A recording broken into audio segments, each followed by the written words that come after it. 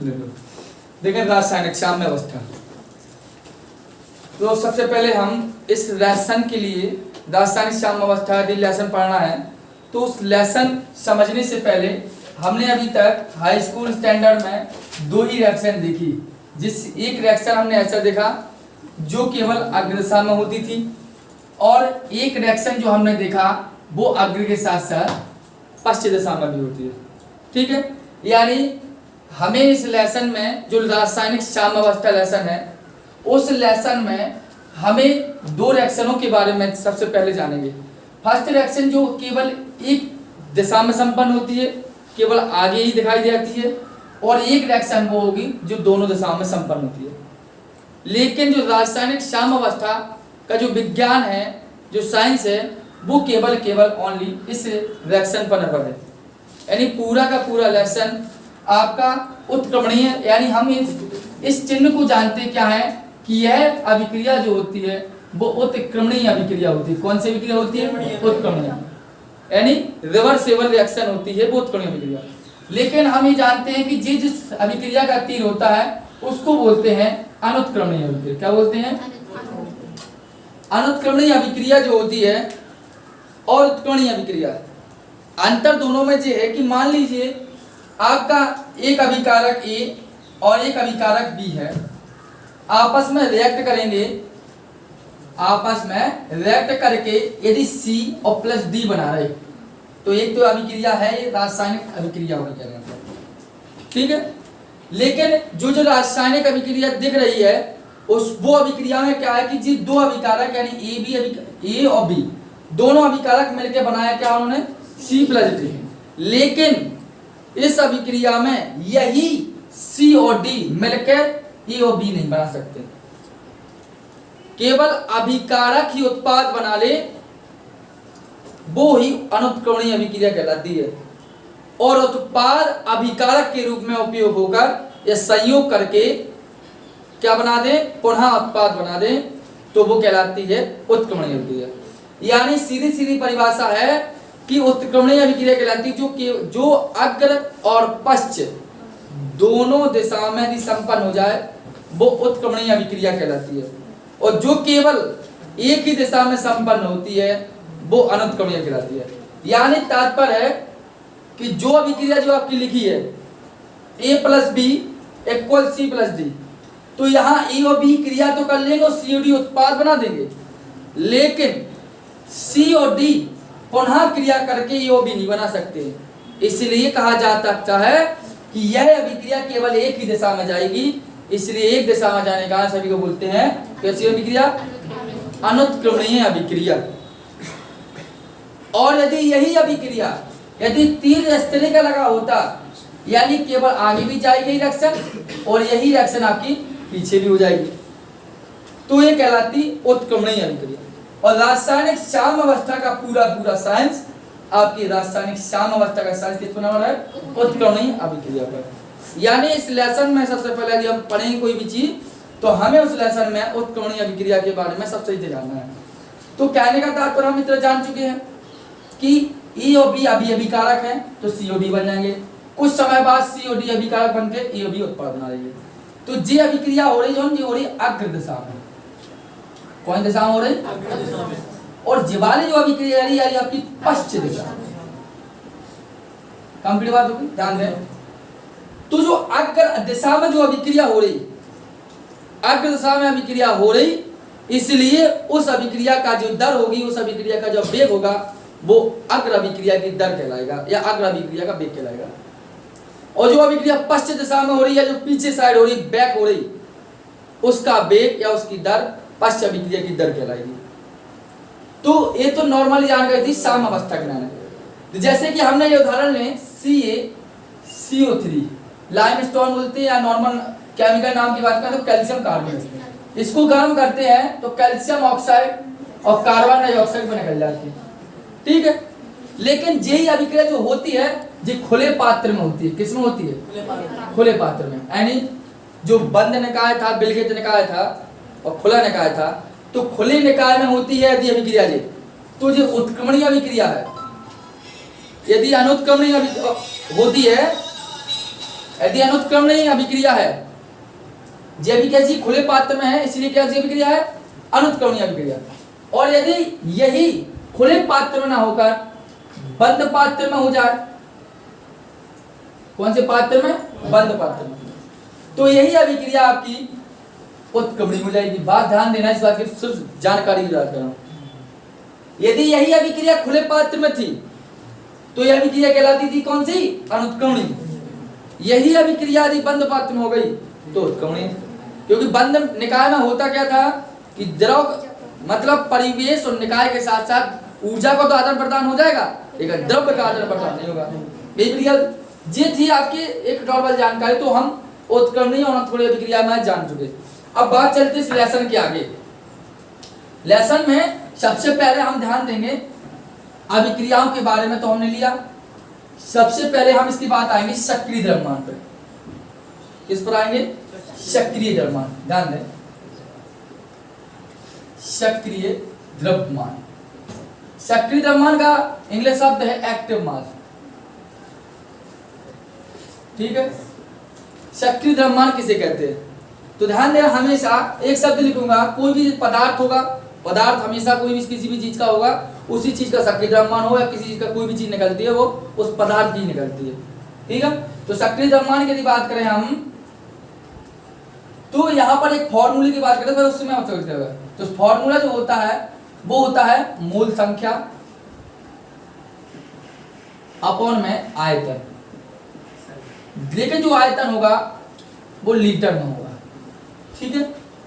इसलिए active mass की जो परिभाषा होती है वो होती है इकाई आयतन में। इकाई आयतन में मोल की संख्या या मोलों की संख्या क्या कहलाती है, सक्रिय द्रव्यमान, ठीक है, सक्रिय द्रव्यमान कहलाती है। यानी इकाई आयतन का तात्पर्य होता है कि प्रति आयतन, एक आयतन पर या एक लीटर आयतन पर मोलों की जो संख्या होगी वही आपका कहलाएगा सक्रिय द्रव्यमान। एक लीटर आयतन या इकाई आयतन में उपस्थित मोलों की संख्या, मोलों की संख्या यदि शब्द यूज नहीं करना है तो हम लिख सकते हैं ग्राम अणु संख्या। क्या लिख सकते हैं, ग्राम अणु संख्या, ठीक है। यानी एक लीटर आयतन में उपस्थित मोलों की संख्या या ग्राम अणु की संख्या कहलाती है क्या है आपका, सक्रिय द्रव्यमान, ठीक है। सक्रिय द्रव्यमान को दूसरा नाम होता है इसका, वो होता है मोलर सांद्रक। क्या होता है, मोलर सांद्रक। दूसरा नाम होता है इसका आणविक सांद्रक। क्या बोलते हैं इसको, आणविक सांद्रक, ठीक। और हमेशा एक बात ध्यान देना, जब भी किसी भी तत्व अथवा यौगिक का हमें सक्रिय द्रव्यमान ज्ञात करना है तो उसको हमेशा एक चिन्ह से प्रदर्शित करते हैं जो बड़ा कोष्ठक होता है उसमें। यदि हमें हाइड्रोजन का सक्रिय द्रव्यमान ज्ञात करना है तो इस बड़े कोष्ठक में हम हाइड्रोजन लिख देंगे। यदि हमें अमोनिया का सक्रिय द्रव्यमान ज्ञात करना है तो हम अमोनिया को बड़े कोष्ठक में लिख देंगे। बात समझ आ रही, यानी जिस भी तत्व अथवा यौगिक का सक्रिय द्रव्यमान ज्ञात करना है तो उसके लिए हम उस तत्व अथवा यौगिक को एक बड़े कोष्ठक में लिखेंगे। सक्रिय द्रव्यमान का जो मात्रक होता है वो होता है मोल प्रति लीटर। आप खुद देख सकते हैं, मोल जी है और अपॉन में होगा तो प्रति लीटर ही जाएगा, ठीक है। तो मात्रा क्या हो जाएगा, मोल प्रति लीटर, ठीक है। तो किसी भी तत्व अथवा यौगिक का सक्रिय द्रव्यमान ज्ञात करना हो तो उसके एक बड़े कोष्ठक में लिखते हैं। जैसे हमने कहा एक रिएक्शन दी ए प्लस बी, उत्क्रमणी का चिन्ह सी प्लस डी, ठीक है। एक अभिक्रिया होगी ए प्लस बी, उत्क्रमणी का चिन्ह लगा के सी प्लस डी है, तो क्या है, हमने कहा इस सब पूरी अभिक्रिया में उपस्थित सभी तत्वों का सक्रिय द्रव्यमान ज्ञात कीजिए। तो हमें यदि ए का सक्रिय द्रव्यमान ज्ञात करना है तो ए को हम बड़े कोष्ठक में करेंगे, बी को सक्रिय द्रव्यमान ज्ञात करना है तो बी को बड़े कोष्ठक में करेंगे। यदि इस उत्पाद यानी प्रोडक्ट का ज्ञात करना है तो सी को बड़े कोष्ठक में करेंगे, डी को भी बड़े कोष्ठक में हम बंद करेंगे। बात समझ आ गई भाई, यानी जिस तत्व का हमें सक्रिय द्रव्यमान ज्ञात करना है तो उसको एक बड़े कोष्ठक में निरूपित करते हैं, लिखते हैं, तो उसका चिन्ह हो गया। तो सक्रिय द्रव्यमान कब हो गया, सक्रिय द्रव्यमान का एक न्यूमेरिकल्स आता है, वो भी ध्यान दें। देखो यहाँ पर एक बात और, हमने क्या समझा, मोलों की संख्या अपॉन आयतन, ये है आपका सक्रिय द्रव्यमान फॉर्मूला। लेकिन हम एक बात और जानते हैं, मोल बराबर होता क्या है, मोल संख्या बराबर होता है पदार्थ की मात्रा, ठीक है, ऑब्लिक में उसका अनुभाग, ठीक है। तो मोल की संख्या की जगह पर अभी हम जी रख दें, तो मोल की संख्या तो कहा तुम्हारा m, पदार्थ की मात्रा को W, अनुभाग मतलब मोल m मान लेते हैं, ठीक है। इसके मोल की संख्या को यदि पुट अप करें तो सक्रिय द्रव्यमान फॉर्मूला क्या निकलेगा, क्या निकलेगा, देखो W मोल की जगह करता है W पूरे के बटे m आ जाए और आयतन आ गया, ठीक है। आयतन का में लेके जाओ लीटर में, तो ये सक्रिय द्रव्यमान का फॉर्मूला।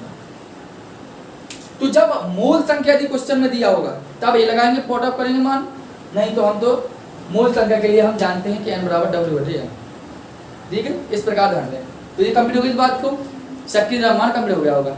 अब क्वेश्चन को कहते हैं कि 500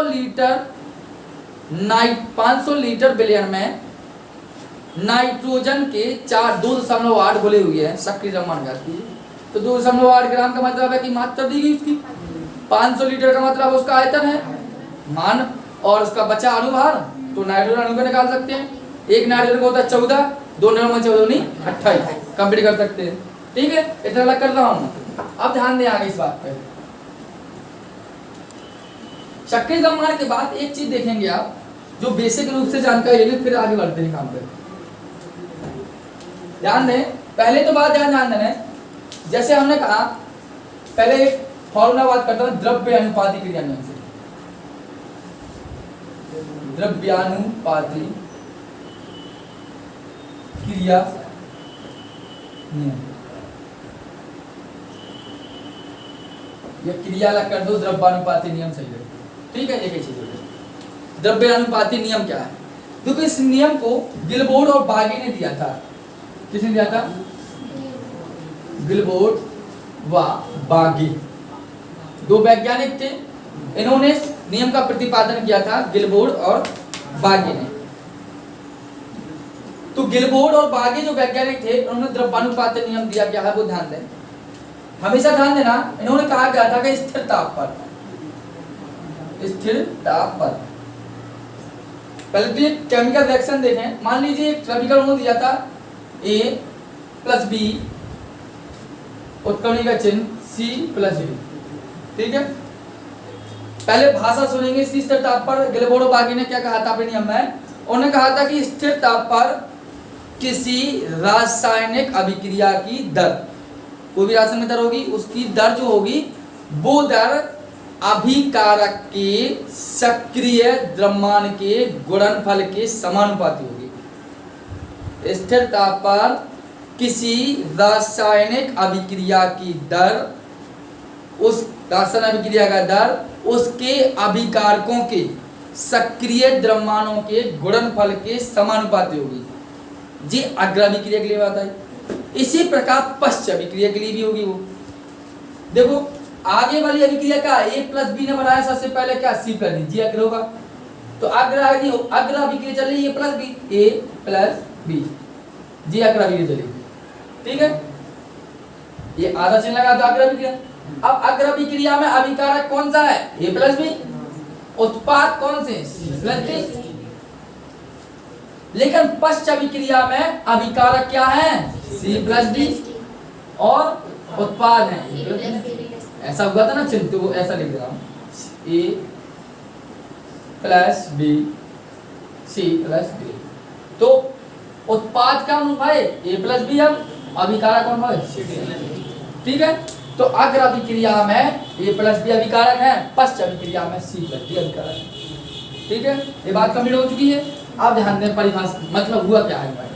उन्होंने कहा था कि स्थिर ताप पर किसी रासायनिक अभिक्रिया के, रासायनिक क्रिया होगी उसका जो अभिकारक होगा, अभिकारक कौन कौन सी है, अभिकारक A है और अग्र अभिक्रिया, तो लिख रहा हूं मैं अग्र अभिक्रिया, ठीक है। क्रिया अग्र अभिक्रिया में A अभिकारक और B अभिकारक, सक्रिय द्रव्यमान कौन है तो सक्रिय द्रव्यमान में लिख लिया हमने, ठीक है। और कहा था स्थिर ताप पर किसी रासायनिक अभिक्रिया की दर, लेकिन रासायनिक अभिक्रिया की दर होगी वो अग्राभिक्रिया के लिए दर को लिखते हैं हम कैसे, आर से। किससे लिखते हैं, आर से। अब अग्राभिक्रिया के लिए दर है, इसको मान लेंगे R1, और दूसरी अभिक्रिया की दर होगी वो R2। समझ रहे हैं? चार जैसे कि थोड़ी देर पहले बात कर रहे थे, रेट ऑफ क्या मान लें, बैकवर्ड ऑफ रिएक्शन या फॉरवर्ड ऑफ रिएक्शन, मतलब आगे वाले के लिए और पीछे वाले के लिए। तो आगे वाली पहले अभिक्रिया हो रही है प्लस बी वाली, तो अग्राभिक्रिया की दर होगी वो R1 होगा, और पश्च अभिक्रिया दर होगी वो R2 होगी। तो इस द्रव्यानुपाती का नियम क्या कहता है कि स्थिर ताप पर किसी रासायनिक अभिक्रिया में अभिक्रिया की जो दर होगी, जो अग्राभिक्रिया की दर होगी, वो अभिकारकों के सक्रिय द्रव्यमान के गुणनफल। देखो सक्रिय द्रव्यमान चिन्ह लगो, बीच में मल्टीप्लाई का चिन्ह है, तो गुणनफल के अनुक्रमानुपाती समानुपाती होते हैं, यानी R1 अनुक्रमानुपाती ए बी। तो R1 जहाँ की दर लिखे रहे, यानी अग्राभिक्रिया का भी एक मान लें R1 को, अनुक्रमानुपाती का चिन्ह हटाएंगे तो की हो गया ये, और हो गया A और B सक्रिय द्रव्यमान। ठीक है, तो जी अग्राभिक्रिया के लिए जहाँ R1 क्या हो जाएगा, R1 अग्राभिक्रिया की दर, क्या लिख सकता हूं मैं, R1 का हो जाए अभिक्रिया की दर हो जाएगी। ठीक है, अब यदि इसी प्रकार अभी अभिकारक A प्लस बी थी अग्राभिक्रिया के लिए, लेकिन पश्च अभिक्रिया के लिए क्या हो जाएगी, प्रतीप अभिक्रिया के लिए। पश्च अभिक्रिया में क्या होगा, पश्च अभिक्रिया में अब अभिकारक हो गया आपके C प्लस डी, और अभिकारकों के सक्रिय द्रव्यमान गुणनफल होता है। तो पश्च अभिक्रिया के लिए R2 अनुक्रमानुपाती, C सक्रिय द्रव्यमान और D सक्रिय द्रव्यमान। बात समझ में आ रही? अब क्या हो रहा है, R2 अनुक्रमानुपाती चिन्ह हटाया, इक्वल हो गया, यहाँ पर K और C सक्रिय द्रव्यमान और D सक्रिय द्रव्यमान। ठीक है, तो ये हो गया दूसरा समीकरण। R2 क्या हो गया, यहाँ पर R2 इक्वल हो गया पश्च अभिक्रिया की दर, पश्च अभिक्रिया दर। ठीक है, कम बात हो गई। अब दोनों अभिक्रिया को हम इक्वल कर दें। अब यहाँ पर इक्वल करने से पहले दो चीजें समझेंगे हम। यहाँ पर ठीक है, दिख रहा है उसमें, यहाँ सबसे पहले समझे रासायनिक, जो लेसन का नाम था रासायनिक साम्यावस्था, साम्यावस्था। ठीक है, सेकंड समझेंगे रासायनिक साम्य क्या लाते क्या है। ठीक, रासायनिक साम्यावस्था क्या है और रासायनिक साम्य क्या है। साम्य, क्योंकि अभी हमें इसके आगे कैलकुलेट करना है, तो पहले दो चीजें आपको बनने चाहिए। साम्यावस्था देखो, हमने अभी पढ़ा अग्र और पश्च अभिक्रिया की बात होगी। यदि ध्यान दें, यदि अग्र व पश्च दोनों के वेग या अथवा दर कैसी हो, बराबर, तो वो स्टेज का कहा है रासायनिक साम्यावस्था। यानी अग्र की और पश्च दोनों की वेग बराबर हो जाए, यानी अग्राभिक्रिया की दर और या पश्च अभिक्रिया की दर दोनों यदि इक्वल हो रहे, तो वो कहला रही रासायनिक साम्यावस्था।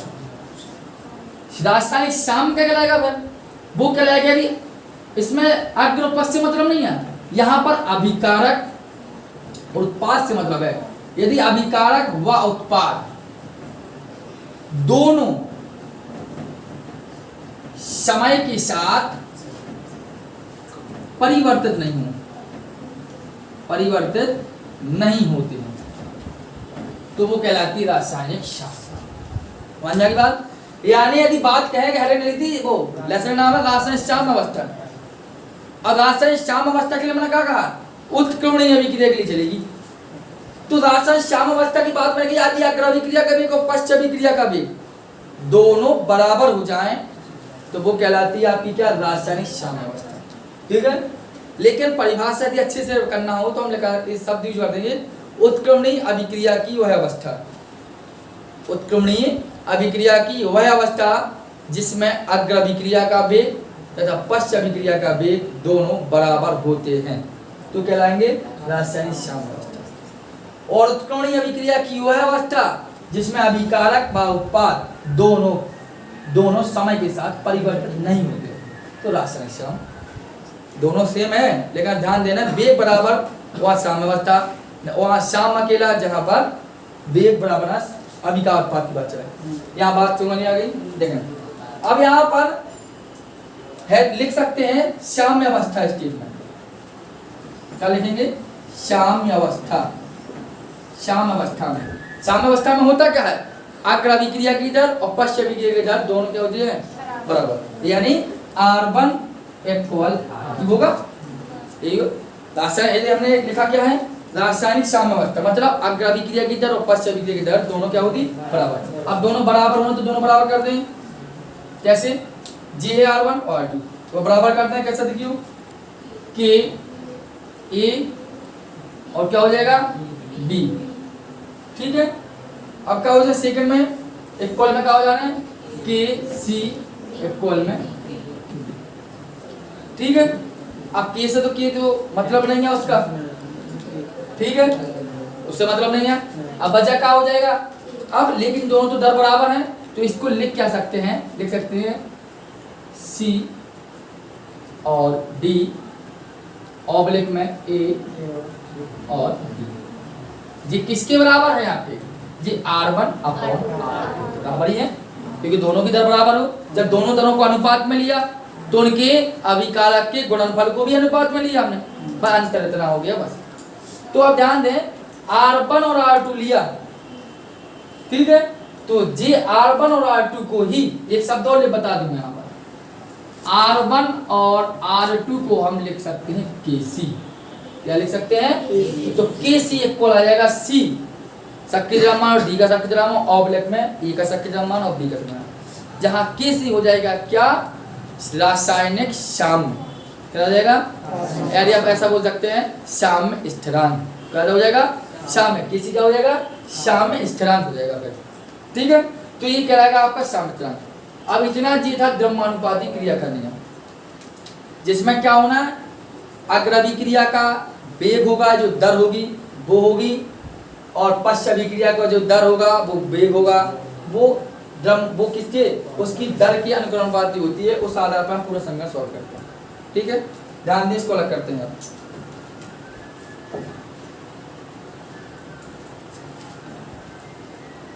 अब थोड़ी जानकारी हम रासायनिक समीकरण में ध्यान देंगे।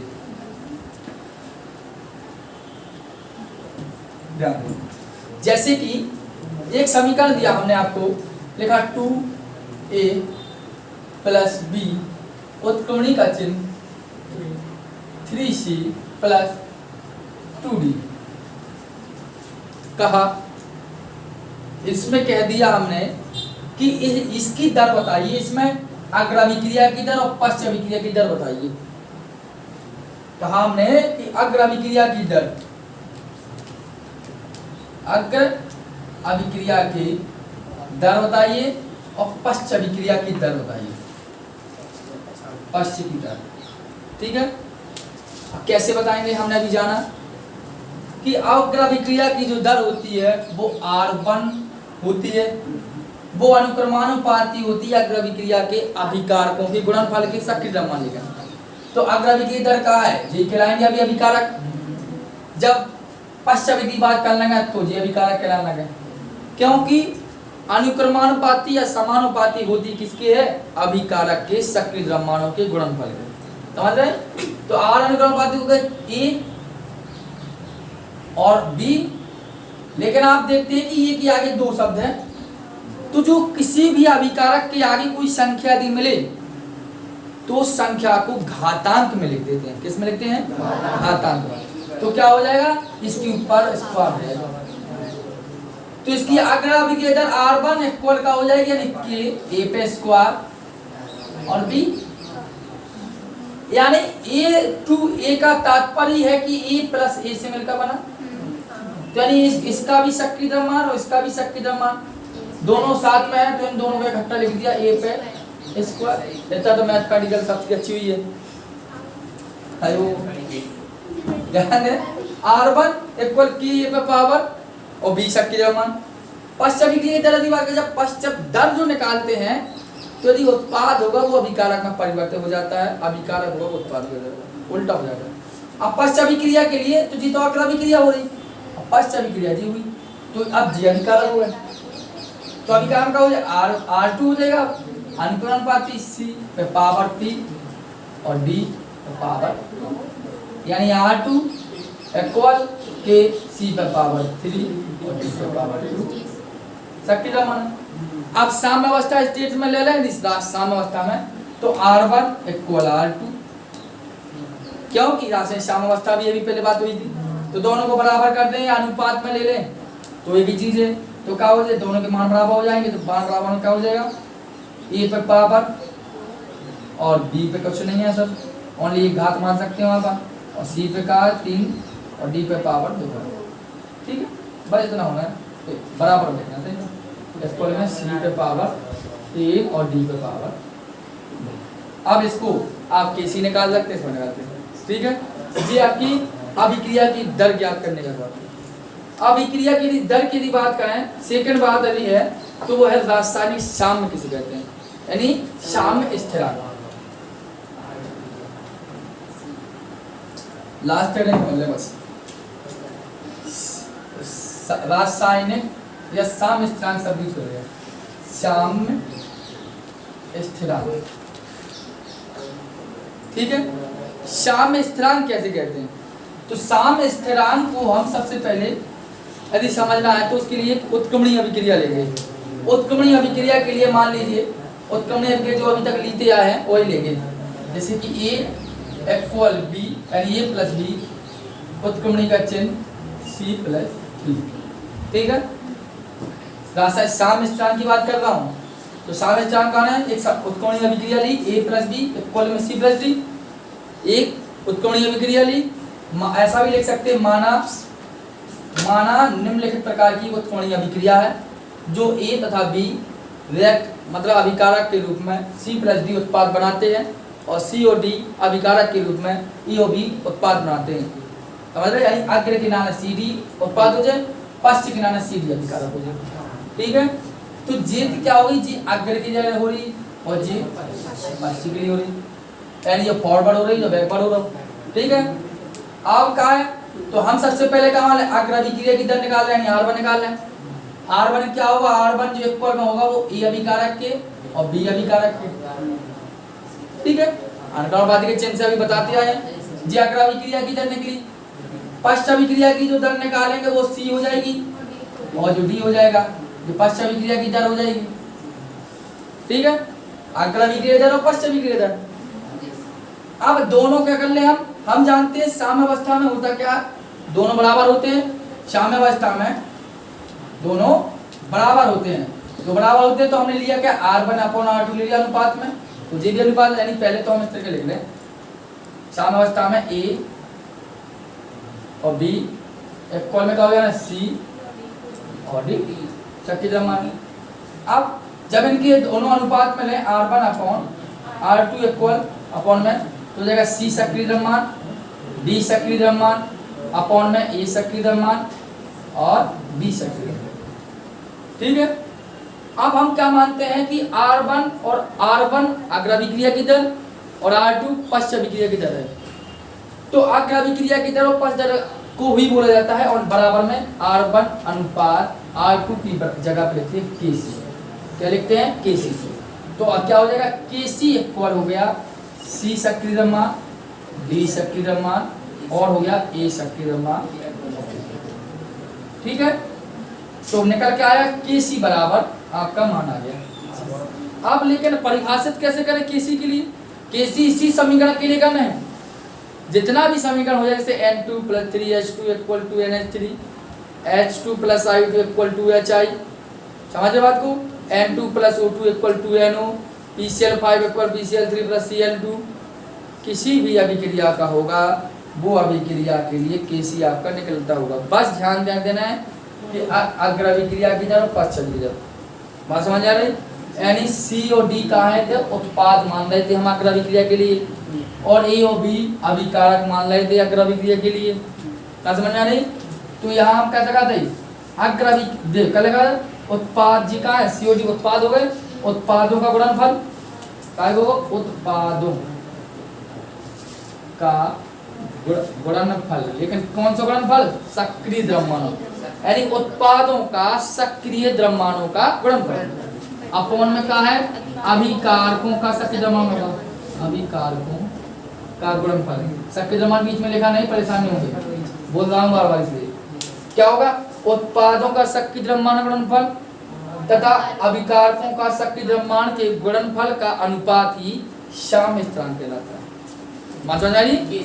उत्पादों का सक्रिय द्रव्यमानों का गुणनफल और अभिकारकों का सक्रिय द्रव्यमानों गुणनफल का अनुपात, अनुपाती में तो बटे में है, अनुपात कितना कहलाएगा? साम्य स्थिरांक कहलाएगा।